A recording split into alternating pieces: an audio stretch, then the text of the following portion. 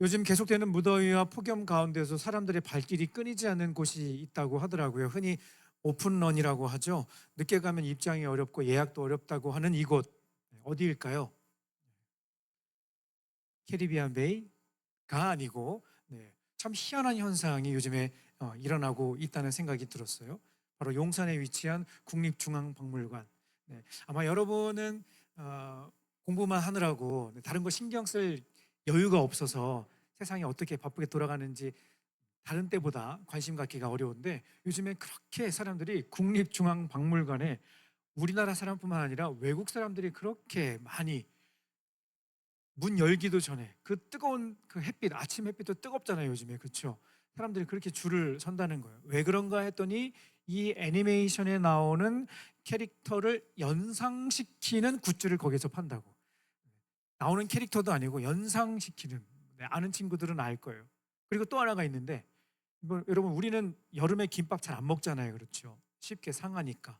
그런데 그냥 김밥도 아니고 냉동 김밥을 지금 미국을 비롯해서 전 세계에 어마어마하게 지금 수출을 하고 있대요. 냉동 김밥 여러분 씹어 보신 적 있으세요? 네. 네. 그 쓰레기통에 버리는 거 아니야. 근데 냉동 김밥이라도 좋으니 먹게 해주세요 해서 미국뿐만 아니라 전 세계, 유럽 전 세계에 이 김밥이 한국 음식, 물론 뭐 현지에서도 만들 수 있긴 한데 굳이, 아무튼 뭐 그렇다고 하더라고요. 왜 그런가 했더니 이 애니메이션의 영화에 나오는, 애니메이션 영화에 등장하는 이 한 인물이 김밥을 통으로 들고 와구와구 씹어 먹는 장면이 나와서 그렇다고 하더라고요. 이미 이제 이제 뭔지 알 것 같아요, 그렇죠? 여러분은 바빠서 못 봤겠지만 여러분 동생들은 이미 다 본, 바로 캐대헌, K-팝 데몬 헌터스라고 하는 이 영화. 야, 지금 아주 난리예요, 그렇죠? 이미 지난 6월에 넷플릭스에서 공개가 된 이후로 진짜 우리나라뿐만 아니라 전 세계에 유행한다고 하더라고요. 관련 뉴스를 보면서 역시 K-컬처의 영향력은 대단하다. 앞에다가 K만 붙이면 다 대박나는 요즘 같이. 그런 의미에서 저는 뉴스를 보면서 야, 대한민국 우리 국민으로 자랑스럽다. 그런 생각이 들었어요. 여러분은 지금 오로지 이제 90여일 남은, 100여일 남은 수능 때문에 딴 생각하지 못하지만 아무튼 지금 전 세계가 대한민국을 집중하고 있다. 그리고 관심을 갖고 있다. 그리고 여러분이 주인공이 될 수 있다. 그런 의미에서 여러분, 우리 옆에 친구에게 이렇게 인사드리도록 하겠습니다. 너는 자랑스러운 대한민국 국민이야. 네, 갑자기 자부심을 가지라고요. 비록 한국의 이 입시 문화가 쉽지 않지만 여러분, 요 시간만 지나면 돼요. 얼마 남지 않았어요. 영원하지 않아요. 여러분, 이 수험생의 생활은 영원하지 않아요. 영원할 것 같지만 내년도 생각하지 마세요. 올해 끝납니다. 얼마 남지 않았어요. 요 시간만 잘 견뎌내면, 말씀으로 잘 통과하면 아무튼 새날 새로운 은혜, 하나님께서 여러분을 위해 예비하신 축복의 날이 있을 줄로 믿습니다. 아무튼 요즘에 이 K컬처의 영향력이 참 대단해요. 그렇죠? 뭐 이건 뭐 어제 오늘의 일은 아니고 몇 해 전부터 일어난 아주 참 특이한, 참 감사한 일이죠. 여러분, 그런데 지금으로부터 약 2000년 전, 그때도 여러분 K컬처만큼이나, 아니 그보다 더 강력한 영향력과 전파력을 가진 한 인물이 있었어요. 바로 사도 바울이라는 사람이에요. 이것은 그가 쓴 편지와 내용만 봐도 우리가 쉽게 알 수 있어요. 지난주부터 우리가 8월 한 달 동안 나누게 되는 말씀의 주제는 바울의 편지예요. 여러분, 성경을 사랑하는 여러분들은 이미 알고 있겠지만, 여러분, 신약 성경 가운데 바울의 편지가 갖고 있는 의미와 중요성은 아마 다 이해하고 있을 거예요. 그렇죠? 그렇죠? 성경을 사랑하는 여러분들은 일단 분량 자체가 이것을 말해주고 있어요. 여러분, 신약 성경이 모두 27권이거든요. 27권인데 바울이 쓴 편지가 신약 성경에 몇 권인지 혹시 알아요? 네. 알고 있는데 대답 안 하는 거지, 그렇지? 옆에 친구 민망할까 봐. 그렇죠? 성경을 사랑하는 여러분들은 잘 알고 있어요. 그렇죠? 27권 가운데 무려 약 절반 가까이인 13권을 바울이 쓴 편지가 신약 성경이에요. 다 알고 있지만 그래도 자막으로 준비했습니다. 바울이 쓴 13개의 편지가 무엇인가? 한번 읽어볼까요? 시작. 로마서, 고린도전서, 고린도후서, 갈라디아서, 에베소서, 빌립보서, 골로새서, 데살로니가전서, 데살로니가후서, 디모데전서, 디모데후서, 디도서, 빌레몬서. 굉장히 낯선 성경도 있는 것 같다, 그치? 아무튼 신약 성경 27권 중에 무려 13권이라고 하는 막대한 정말 분량의 편지를 썼고, 바울이 이것이 성경에 그대로 기록되어 있다는 거예요. 비교하면 안 되는데 지난 여름 수련회 때 저녁 집회 때 나눈 베드로, 베드로는 수제자였고 그에게는 많은 에피소드도 있었잖아요. 그렇죠? 쉽게 그냥 간단하게 생각하면 베드로와 관련된, 그리고 베드로가 쓴 내용이 더 많을 것 같은데 베드로가 쓴 성경은 이렇게 얘기하니까 꼭 옆집 친구랑 성적 비교하는 엄마 같이 생각이 되는데, 아무튼 바울이 그만큼 영향력을 가진 인물이었다는 거예요. 예수님의 말씀과 제자들이 남긴 메시지만큼 중요하고 무게감 있게 다뤄야 될 성경 말씀이 바로 바울의 서신, 바울 서신이라는 겁니다. 꼭 양이 많아서이기도 하지만, 양이 많기 때문이기도 하지만 그 내용 자체가 우리가 믿는 기독교 신앙의 핵심 뿌리와 기준이 된다는 거예요. 바울은 단순히 예수님의 이야기를 쓰는 것에만 그치지 않고요, 그 복음이 우리의 삶과 교회에 어떤 의미가 있는지, 그리고 구체적으로 그리스도인은 어떤 삶을 살아야 하는지에 대한 그 내용에 대해서 굉장히 논리적이고 체계적으로 편지에 기록을 하고 있다는 거예요.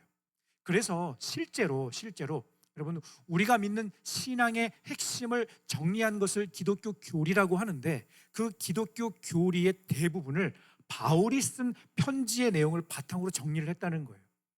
기독교 교리, 여러 가지 교리 중에 첫 번째는 성경론인데, 여러분, 성경은 하나님의 말씀. 이 말씀은 어떻게 기록됐죠? 성령의 감동, 그리고 처음 듣는 표정으로 이렇게 바라보시면 성령의 감동으로, 그렇죠? 성령의 감동으로 기록되었고, 그리고 이 성경은 오류가 없고, 그리고 우리의 삶의 신앙의 유일한 규칙이 된다. 가만히 들어보니까 이 성경 구절이 떠오른다. 그렇죠? 어떤 성경 구절? 디모데후서 3장 16절, 17절. 같이 읽어보겠습니다. 시작. 모든 성경은 하나님의 감동으로 된 것으로 교훈과 책망과 바르게 함과 의로 교육하기에 유익하니 이는 하나님의 사람으로 온전하게 하며 모든 선한 일을 행할 능력을 갖추게 하려 함이라 라고 하는 이 바울의 편지 중에 하나였던 디모데후서의 말씀을 바탕으로 우리가 믿는 성경은 하나님의 말씀입니다. 성령의 감동으로 기록된 것이며 여기는 1.1획도 틀린 것이 없습니다 라고 하는 문장을 만들게 되었다는 거예요. 그런가 하면 우리는 어떻게 구원받았는가? 지난 여름 수련회 여름 성경 공부 교재에도 나와 있는 것처럼 구원은 하나님의 선물이다. 그렇죠? 이것은 믿음으로 받는 것이다. 이것은 하나님의 전적인 은혜이다. 우리는 구원에 대해서 이렇게 이해하고 있어요. 그렇죠? 가만히 들어보니까 여러분 이 구절 생각나죠? 그래요. 이 구절이 생각나요. 같이 읽어보겠습니다. 에베소서 2장 8절 9절 같이 읽습니다. 시작. 너희는 그 은혜에 의하여 믿음으로 말미암아 구원을 받았으니 이것은 너희에게서 난 것이 아니요 하나님의 선물이라. 행위에서 난 것이 아니니 이는 누구든지 자랑하지 못하게 함이라. 고 하는 바울의 편지 중에 하나였던 에베소서의 이 말씀을 바탕으로 구원이란 무엇인가, 구원론이라고 하는 우리 아주 중요한 교리의 내용을 정리하게 되었다는 거예요. 무슨 말씀을 드리려고 하는지 조금 이해가 되세요? 그 밖에도 설명할 내용이 굉장히 많은데 핵심은 이것이에요. 바울 서신은 우리의 삶과 신앙생활에 있어서 굉장히 중요한 지침서와 가이드가 된다는 거예요.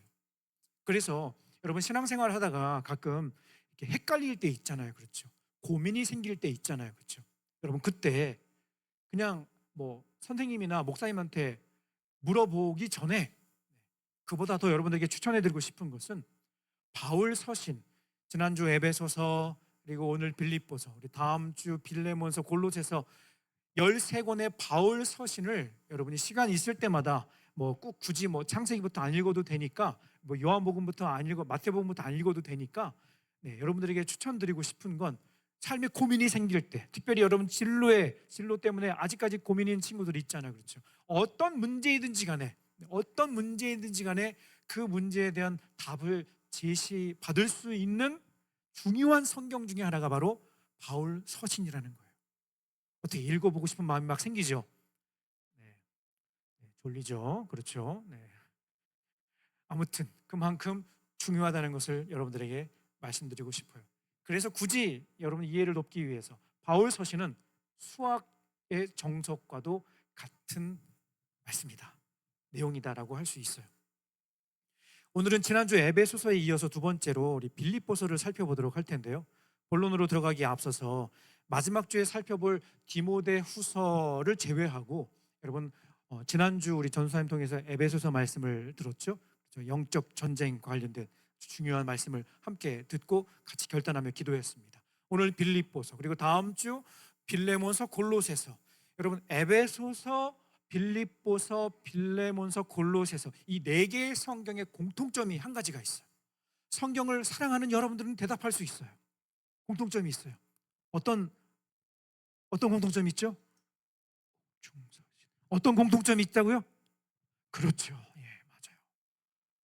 오늘 혼자서 다 하네, 그렇죠? 네. 이미 알고 있는 건데, 그렇죠? 바울이 감옥에 갇혔을 때 자유롭지 못한 상태에서 그가 성령의 감동을 받아 기록한 책이 바로 에베소서, 빌립보서, 골로새서, 빌레몬서, 이 네 개의 편지라는 거예요. 그만큼 절망적인 상황 속에서 정말 자유롭지 못한 그 현실 가운데 오히려 바울은 그 고난을 넘어선 복음의 강력한 능력을 이 옥중 서신을 통해서 우리에게 전해주고 있다는 겁니다. 여러분 혹시 그런 표현 들어본 적 있어요? 명작은 고난과 시련을 통해 나오는 거예요. 동의가 돼요? 네. 그런 차원에서 여러분의 삶이 지금 굉장히 고난스럽잖아, 그렇지? 네. 굉장히 막 힘들잖아, 그렇지? 지난주부터 더위 때문이기도 하지만 여러분의 표정이 점점 썩어가고 있어요. 네, 네. 얼굴 좀 활짝 펴보세요. 네, 네. 힘든 거 다 알아. 너무 힘들어. 맞아. 그래, 맞아. 8월 되면 힘들고요. 9월 되잖아. 미리 내가 얘기할까? 눈이 안 떠져. 9월 예배 시간 되면 눈 뜨고 있는 친구는 한 3분의 1만 돼. 그래도 저는 그래도 확신해. 아, 사랑하시는구나. 저는 그래도 확신해. 10월이 되잖아요. 네. 친구들이 기어서 교회로 와요. 기어서 와요. 그래도 교회 와서 예배 드리니까 그래도 감사해요. 힘들어요. 매일매일이 힘들어요. 여러분 끝날 때까지 끝나지 않은 이 힘든 시간 가운데 하나님께서는 여러분 마음속에, 여러분 명작은 고난과 시련을 통해 나오는 것처럼 여러분의 힘들고 어려운 이 시간들을 통해서 하나님께서 반드시 정말 최고의 작품을 여러분의 삶을 통해 만들어내실 줄로 믿습니다. 아멘. 그런 의미에서 옆에 친구에게 이야기하겠습니다. 일어나. 네. 이렇게 격려하며 축복하겠습니다. 너의 삶을 통해 명작이 만들어질 거야. 네. 힘들고 어렵지만 여러분 이 시간을 지나면 언젠가 알게 될 거예요. 아, 그렇구나. 그것 때문에 내가 조금 힘들었구나. 그것 때문에 조금 눈물이 났구나. 여러분 바울의 이 옥중 서신이라고 하는 것이 바로 그만큼 중요하고 더 무게감이 있는 편지라는 거예요. 오늘 두 번째 편지인 이 빌립보서, 오늘 빌립보 교회를 향해 쓴 편지는요, 다른 편지보다 더 특별함이 묻어 있어요. 목사님 계속 뭔가 특별하다 그러는데, 네, 빌립보서는 왜 더 특별한가요? 네, 왜 특별한가 하면 빌립보라고 하는 이 지역에 원래 바울은 복음을 전할 계획이 없었어요. 원래 바울은 아시아를 중심으로 복음을 전하고 있었어요. 이 내용은 사도행전 16장에 보면 기록이 되어 있는데, 바울은 가는 곳마다 복음을 전할 때마다 사람들이 반응을 하고 예수를 믿고 또 아픈 사람들이 막 치유되고 회복되는 놀라운 기적 같은 일들이 막 일어났어요. 그래서 또 다른 계획을 세웠어요. 하나님, 제가 여기에 가서 복음을 전하겠습니다. 그러면 어떤 응답을 주시는가 하면 경로를 이탈하셨습니다. 아, 하나님, 제가 오늘은 저기 가서 복음을 전하겠습니다. 그러면 들리는 음성이 경로를 이탈하셨습니다. 계속 그러는 거예요. 그러던 어느 날 밤의 환상 가운데 마게도냐 사람 한 사람이 손을 내밀어 건너와서 우리를 도우라. 이 내용 알고 있죠. 사도행전 16장에 나와 있어요. 그 말씀을 듣고 순종하여 건너간 곳이 바로 유럽 땅이었어요. 그동안에 바울은 아시아에서 머물러 그곳에서 일어나고 있는 부흥의 현장을 목격을 하고 있었는데 전혀 생각하지 않았던, 계획하지 않았던 유럽 땅을 향해 나아가게 된 계기가 바로 환상 가운데 마게도냐 사람 하나가 나타나 건너와서 우리를 도우라고 하는 그 말씀을 듣고 순종하여 그 땅을 밟았더니 어떤 일이 일어났는가? 그 황무지와 같았던 복음의 씨앗이 전혀 단 하나도 뿌려지지 않았던 그곳 가운데 복음이 전해지고 그곳에 처음으로 교회가 세워졌는데 바로 그 교회가 빌립보 교회였던 거예요. 그만큼 빌립보 교회는 바울에게 특별하게 느껴질 수밖에 없었다는 거죠. 오늘 빌립보서 말씀 가운데 바울은 특별한 빌립보 교회 성도들을 향해 소중한 메시지를 전달을 하는데 그 핵심 키워드는 바로 예수님의 겸손이라고 하는 것이었어요. 오늘 본문 2장 5절에서 11절까지의 말씀에 보면 여러분, 우리가 보통 겸손이라고 하면 떠올려지는 이미지가 있잖아요. 그렇죠? 겸손, 허리를 숙이거나 항상 태도가 이렇게 공손하거나. 그래서 사전적인 의미로도요, 겸손이라고 하는 것이 남을 존중하고 자기를 내세우지 않는 태도라고 정의를 해요. 그런데 여러분, 오늘 본문의 말씀을 통해서 우리에게 가르쳐 주시는 겸손은 사전적인 의미나 우리가 알고 있는 그런 개념과는 전혀 다른 차원인 것 같아요. 예수님께서 우리에게 보여주신 겸손의 모습이 무엇인가? 오늘 본문의 말씀이 자세하게 그것을 말씀해주고 있다는 거예요. 다시 한번 메시지 성경 버전으로 읽어보도록 하겠습니다. 같이 읽겠습니다. 시작. 그분은 하나님과 동등한 지위셨으나 스스로를 고집하지 않으셨습니다. 때가 되자 그분은 하나님과 동등한 특권을 버리고 종의 지위를 취하셔서 사람이 되셨습니다. 그분은 사람이 되셔서 사람으로 사셨습니다.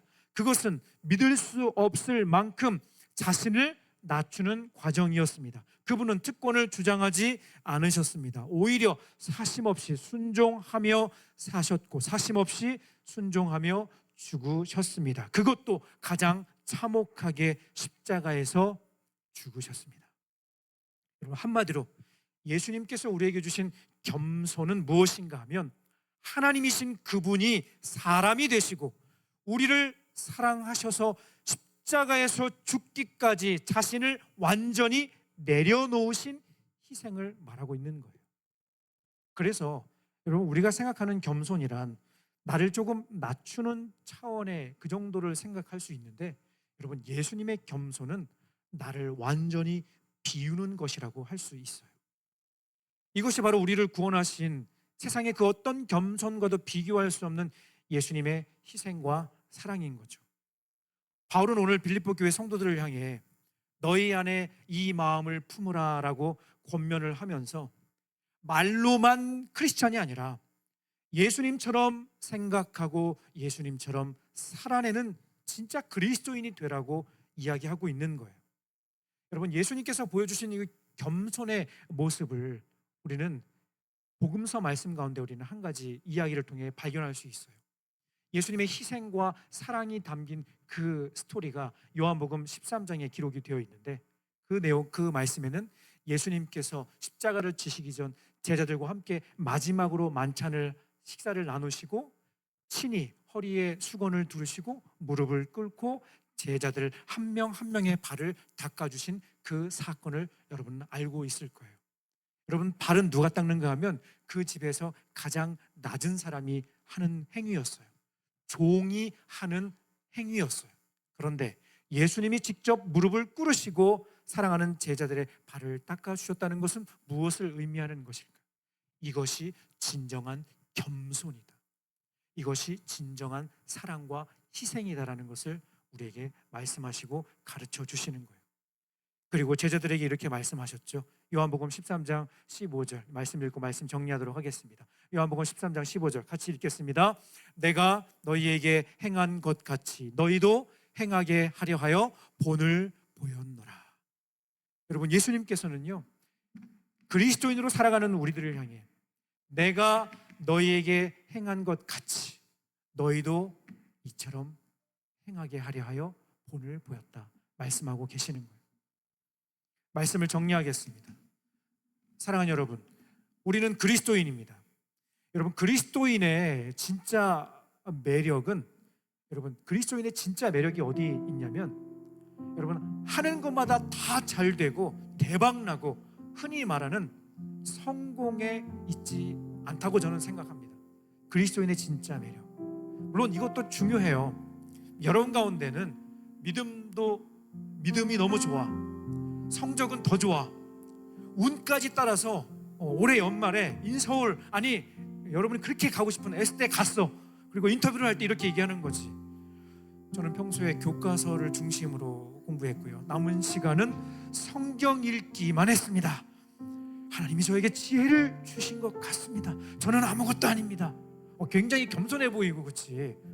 굉장히 겸손한 것 같고 굉장히 매력 있는 크리스찬인 것처럼 보이잖아, 그렇지? 물론 이것도 필요해요, 중요해요. 그런데 그것이 전부는 아니에요.